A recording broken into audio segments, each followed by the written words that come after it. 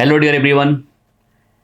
आज की जो मुलाकात है एक बहुत ही ख़ास है, क्योंकि ऐसे मुझे ऑल इंडिया रैंक के बहुतों के साथ बात करने का, उनके साथ में इंटरेक्ट करने का मौका मिला है। IIT JEM, CSIR, NET, GATE की सभी लगभग एग्ज़ाम के ऑल इंडिया रैंकर से मैं बात किया हूँ। लेकिन आज की जो मुलाकात है मेरे लिए एक बहुत ही ख़ास है। अब बोलो ऐसा क्यों? तो ख़ास इसलिए है कि जो ऋतिक वर्मा का जो बैकग्राउंड है वो मुझे मोटिवेट करता है, क्योंकि अभी तक हम लोग दिल्ली में जब पढ़ाते थे, कोचिंग पढ़ाते थे, तो बहुत ही अच्छे घर के बच्चे, अच्छे कॉलेज के बच्चे ही आते थे, उनका रैंक दिए, उन्होंने प्रोड्यूस किया है। लेकिन ऋतिक वर्मा एक ऐसे स्टूडेंट है जो रीजनल यूनिवर्सिटी या कॉलेज से होते हुए AIR1 CSIR JRF में 2026 में लेकर आए हुए हैं, जिससे मेरी मुलाकात करने जा रहा हूँ आप लोगों को। तो सबसे पहले ऋतिक वर्मा को मैं एक हार्दिक स्वागत करता हूं और आप लोग से मैं चाहता हूं इनसे मुलाकात करने। तो सबसे पहले मैं ऋतिक वर्मा जी को इस मतलब आउटस्टैंडिंग अचीवमेंट के लिए मैं बधाई देता हूं और दिल से आपको साधुवाद और आशीर्वाद देता हूं। मैं आपको कुछ बेसिक क्वेश्चन पूछता हूं मैं जी, क्योंकि क्या होता है, आम बच्चे जो होते हैं उनके दिमाग में बहुत सारी चीज़ें होता है कि केवल मुझे पढ़ाई करना चाहिए या मुझे कुछ इंजॉय भी करना चाहिए। तो आप सबसे पहले बताओ कि केमिस्ट्री सब्जेक्ट से आपको लव कब हुआ? सर लव वाली बात तो कोई वैसी नहीं थी। बस ये था कि पढ़ना है, चूंकि चाचा भी मेरे GSI में है, तो वहां से ये लगा कि जब चाचा इतनी अच्छी जगह गए और केमिस्ट्री वाला फील्ड था घर में, तो इसीलिए केमिस्ट्री के साथ जाना शुरू किया मैंने।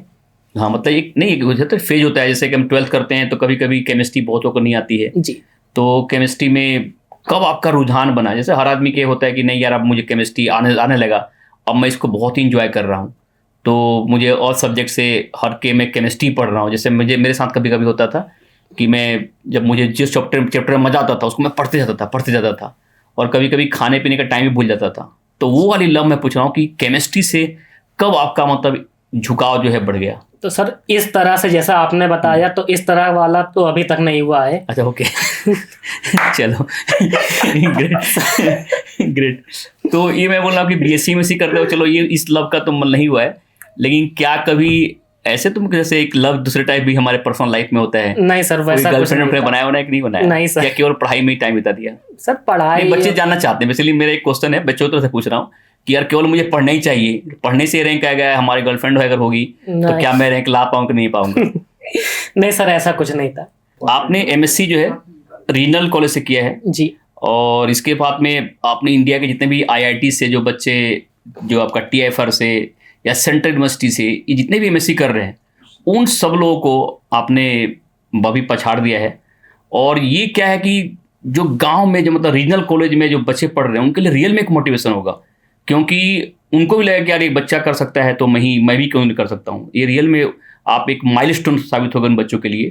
और मेरा तो मकसद ही केवल है कि मैं चाहता हूँ कि आपकी जो मेरा इंटरव्यू, आपके साथ जो इंटरेक्शन है, वो मैं बच्चों में, कॉलेज के बच्चों को दूं और वो सुने और आपके इस सफलता से वो बच्चे सारे अपने को मोटिवेट करें और आपकी जो पद चिन्ह है उस पर चले और सफलता गेन करे। मेरा तो मकसद आपसे मिलने से यही है। आपके पास एक बड़ा क्वेश्चन है, लाइव कोर्स, रिकॉर्डेड कोर्स या लाइव कोर्स को रिकॉर्डेड फॉर्म में क्या सुनना पसंद करते हैं बच्चे? सर जैसे मेरा खुद का पॉइंट ऑफ व्यू है, तो मैं तो रिकॉर्डेड कोर्स के साथ ही जाता था। हाँ, क्योंकि रिकॉर्डेड है, हम कभी भी देखे नहीं देखे, 2x पे कभी कभी देख लिए। हाँ, तो कभी ऐसे देखा, कभी मन किया तो कुछ, नहीं तो क्लास स्लाइड ही देख रहे हैं। हाँ, मतलब इस तरह से जाते थे, लाइव में मेरा नहीं रहता था। अच्छा, ओके, ठीक है। ये क्वेश्चन, क्योंकि बहुत सारे बच्चे लाइव कोर्स तो लेते हैं लेकिन उसको फिर रिकॉर्डेड फॉर्म देखते हैं। सर यही मैंने भी किया था। हाँ, तो ये अक्सर बच्चों का होता है। और कभी कभी लगता है जैसे आपको क्वेश्चन, जैसे लाइव कोर्स चल रहा है तो जैसे आपकी तैयारी हो चुकी है और जब टीचर पढ़ा रहा है तब आपको वहाँ पर बैठ कर नहीं ऐसे फील होता है कि ये जो टीचर पढ़ा रहे हैं मुझे भी आता है, तो उससे मोटिवेशन भी मिलता हो, या बीच में कुछ क्वेश्चन पूछने का मन करता हो कि कुछ क्वेरी बने, वो पूछ ले लाइव क्लास इंटरेक्शन में। जैसे केमिस्ट्री एक सब्जेक्ट जो है ना, उसमें बहुत सारे बच्चों को क्या है कि ऐसे के र्यूमर फैला दिया कि केमिस्ट्री में एक्सेप्शन बहुत होता है। और ये कोटा फैक्ट्री जैसे जो हमारा वेब सीरीज है, वो बच्चों के दिमाग में, 12वीं क्लास के बच्चों के दिमाग भर दिया कि भाई केमिस्ट्री में तो एक्सेप्शन ही है, हर क्वेश्चन है।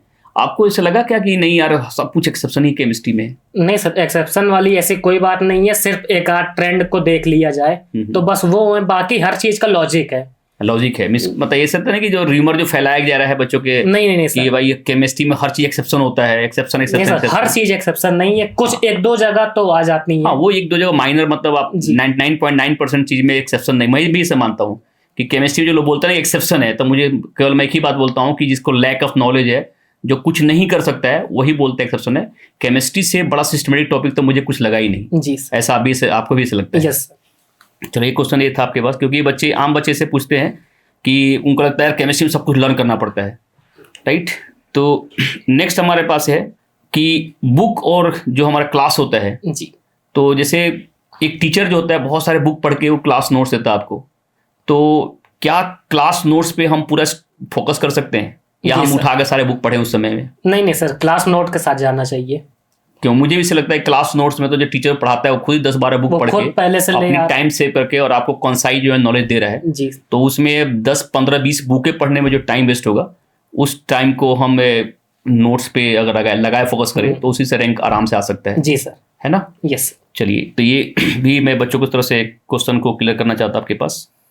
अभी मैं आपका लाइफ में गोल क्या है? अब तो आपने AIR1 अचीव कर लिया है, नेक्स्ट आप क्या अचीव करना चाहते हो? बच्चे जाना चाहते हैं भाई AIR1 तो आ गया जी, अब तुम्हारा टारगेट क्या है? जैसे बताया थे आपके गर्लफ्रेंड नहीं है तो गर्लफ्रेंड बनाना, शादी करना या जॉब लेना, सबसे हाई प्रायोरिटी पर क्या है? सर सबसे हाई प्रायोरिटी पे तो जॉब है, फिर जॉब के बाद अपनी मनपसंद जॉब के साथ जाना चाहेंगे। जॉब के साथ? केवल जॉब ही जॉब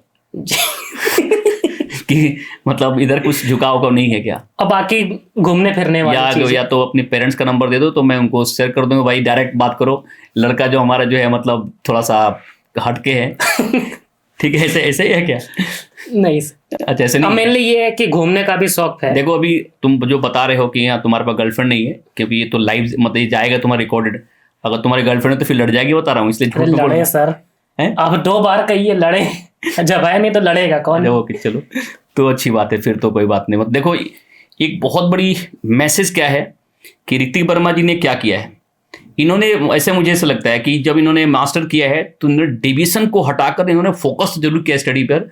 ऐसे ही AIR1 चलते फिरते लोगों को नहीं आ जाता है, उसके लिए बहुत ही लाइफ में सेक्रीफाइस करना होता है, और इससे झलक रहा है। मैंने बहुत इनको प्रोवोक भी किया कि भाई देखो तुम्हारी गर्लफ्रेंड के बारे में सुनकर नाराज जाएगी, लेकिन इन्होंने साफ साफ बोल दिया कि इन सब चीज़ों से दूर रहें, और रियल में किसी एक टारगेट को पाने के लिए डाइवर्जन जो है ना वो आपको कम करना पड़ता है।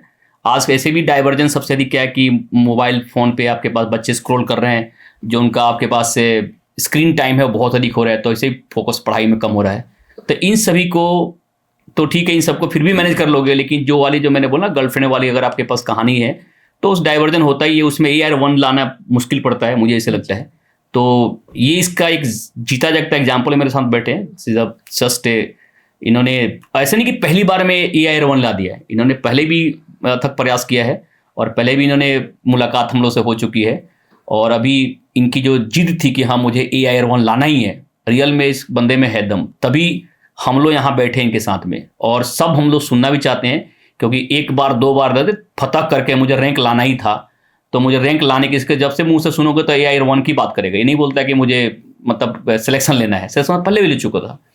तो इसने तो काम कोर्स को बखूबी दिया है। और जहाँ से मेरी बात हुई अविनाश सर से, तो उन्होंने बोला कि आपके जो कोर्स को लगभग 400 से 500 घंटे आपने लेक्चर देखा है, तो कि बच्चे बोर नहीं हो जाते? मतलब कितने घंटे देखते लेक्चर? सर लेक्चर तो बस वही 2 घंटे देख लिए बहुत रहता था, तो जिस समय उस समय तो MSc चल रही थी, तो बस इतना ही टाइम मिलता था कि MSc के साथ में और इस नेट की इन सारे जैसे वीडियो रिकॉर्डिंग देखते थे बच्चे, 2 लेक्चर देख लिया, 3 लेक्चर, ऐसे नहीं थे आंखों में, मतलब बोर नहीं हो जाते बच्चे? सर बोर नहीं, मेरा तो बस यही था कि दिन में 2 ही घंटे पढ़ना है हमको, तो इसलिए है, बस ये था कि जो पढ़ा सॉलिड पढ़ा। अब जैसे इसके बारे में बताना चाहूंगा कि जैसे हम पढ़ रहे हैं 2 घंटे, कॉन्सेप्ट हम जिस समय हम पढ़ रहे हैं उसी समय क्लियर हो जाने चाहिए। इसी तरह करते हुए जैसे मेरा पहली बार नेट निकला था दिसंबर 23 में, तो उस समय ये था 28 दिसंबर को एग्जाम था और 17 दिसंबर तक हम लोग के सेमेस्टर के एग्जाम चले थे। तो मेनली सेमेस्टर एग्जाम में तो हम लोग बस वही आखिरी के 1 महीने पढ़ते थे, तो सेमेस्टर एग्जाम पढ़ना था, उसके बाद मेरे पास था सिर्फ 9 दिन का टाइम। उस 9 दिन में पढ़ना था, तो उस 9 दिन में सिर्फ मेरी ये हेल्प हुई थी कि मैंने जो कॉन्सेप्ट क्लियर कर रखे थे मुझे सिर्फ पन्ने पलटने थे अपने नोट्स के। चलो एक और भी क्वेश्चन, जैसे जो बच्चा नेट गेट की कोचिंग, जैसे मैं जहाँ फील करता हूँ कि अगर बच्चे ने 6 मंथ नेट गेट की कोचिंग कर लिया तो उसको एमएससी करना बिल्कुल बहुत ही आसान पड़ जाता है, ऐसे है क्या? क्योंकि जो सारा सिलेबस पढ़ लिया और सेमेस्टर में क्या है कि उसको थोड़ा सा उसको देखना होता है, पेपर देना होता है, ऐसे है सर ऐसा तो कुछ नहीं कह सकते क्योंकि सब्जेक्टिव एग्जाम होते हैं हम लोग के एमएससी में। उस सब्जेक्टिव प्रॉब्लम है, लेकिन नॉलेज तो होगी आपको, नॉलेज हो जाती तो है, उसको मतलब उस एक मिनिमम टाइम में रिवाइज कर लेना और फिर उसको पेपर देना, उससे काफी हेल्प मिलती है प्रिपरेशन से। तो मतलब अगर कोच बच्चा को अगर एमएससी जैसे जा रहा है फर्स्ट ईयर में, फर्स्ट सेमेस्टर में ही अगर वो कोचिंग ले ले और उसमें फिर वो सेकंड थर्ड फोर्थ सेमेस्टर निकालना उसके लिए आसान हो जाएगा, साथ ही उसको नेट की तैयारी करने में टाइम मिल जाएगा आगे जाकर उसको। जी सर, अर्ली स्टेज में उसको मतलब कोर्स लेना चाहिए। यस सर, बिल्कुल ठीक है जी। तो और आप अभी वहाँ बात छूट गई थी कि आपका नेक्स्ट गोल क्या है?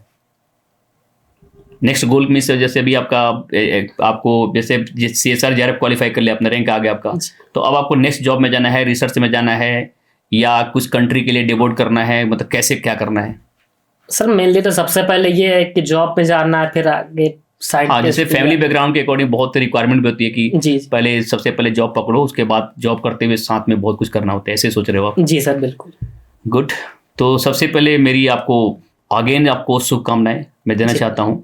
और ऋतिक, हमारे लिए भी बहुत प्राउड मोमेंट है कि मैं आपके साथ बैठकर और जो मैं अभी आपके साथ में जो मैंने शेयर किया, क्वेश्चन शेयर किया, ये तमाम बच्चों का है। और मैं चाहता हूँ कि आप 2 4 5 लाइन बच्चों के लिए हमारे मैसेज दीजिए, जो कॉलेज में बच्चे पढ़ते हैं, जो रीजनल यूनिवर्सिटी में बच्चे, इंडिया के कोने कोने में, गाँव गाँव में जो बच्चा बैठा हुआ है, उनके लिए आपका शब्द जो होगा ना वो बहुत ही मैटर करेगा। क्योंकि मैं उनको नहीं रेफरेंस दे रहा हूँ कि दिल्ली में, बॉम्बे में IIT में पढ़ रहा है, उनके लिए मैं बात नहीं कर रहा हूँ। क्योंकि आप जहाँ से बिलोंग करते हो वो उन बच्चों को मैं चाहता हूँ कि आपकी आवाज़ उनके वहाँ तक पहुँचे। उनके लिए आप 2 4 मिनट का मैसेज दीजिए। बस ये है कि जो भी लोग कॉलेज में पढ़ रहे हैं जहाँ पे इतनी अच्छी फैसिलिटीज अवेलेबल नहीं है, तो वहाँ पे ये है कि आप अपने ऊपर भरोसा रखें कि आप भी कर सकते हैं।